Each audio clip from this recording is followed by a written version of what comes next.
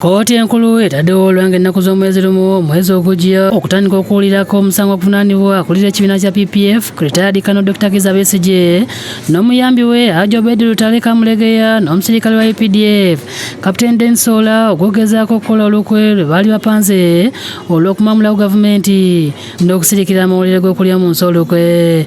Dr. Besigye ne Hajji Lutale omwezi oguwedde baddamu okuteekamu okusaba kwabwe okw'okweyimirirwa wabula kooti n'eragira omusango guno kutandika okuwulirwa bwangu mu kifo ky'okudda mu kusaba okw'okweyimirirwa.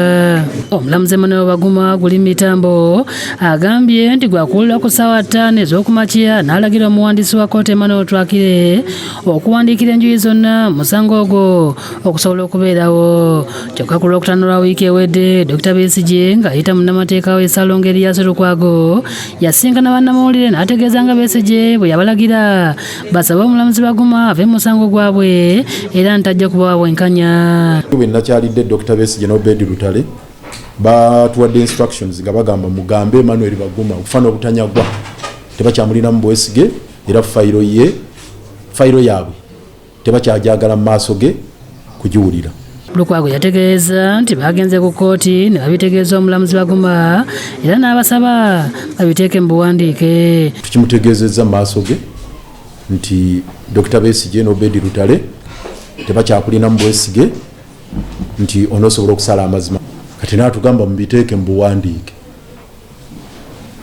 Kitukoze n'atugamba kunakumutuukako awe ensala ye ku lunaku olwokubiri wiiki ejja nga mu email so katulinde ekyo. Okusinziira ku ludda oluwaabi wakati w'omwaka gwa 2023 ne Novemba 2024 bitundu ebyenjawulo mu Geneva Switzerland, Athens mu Greece, Nairobi mu Kenya ne mu Kampala Uganda abawaabirwa baalukwa olukwe olw'okumamulawo gavumenti y'NRM era nga batuuza enkiiko mwe bwayogera ebigambo eby'obukambwe nga banoonya n'ensimbi gezaako okufuna ebyokulwanyisa.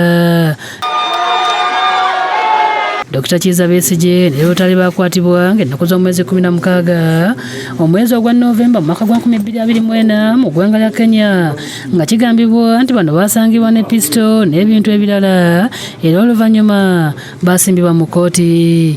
Joseph Innocent Senfuma yakusakidde eggulu eno ku Lwabukedde TV.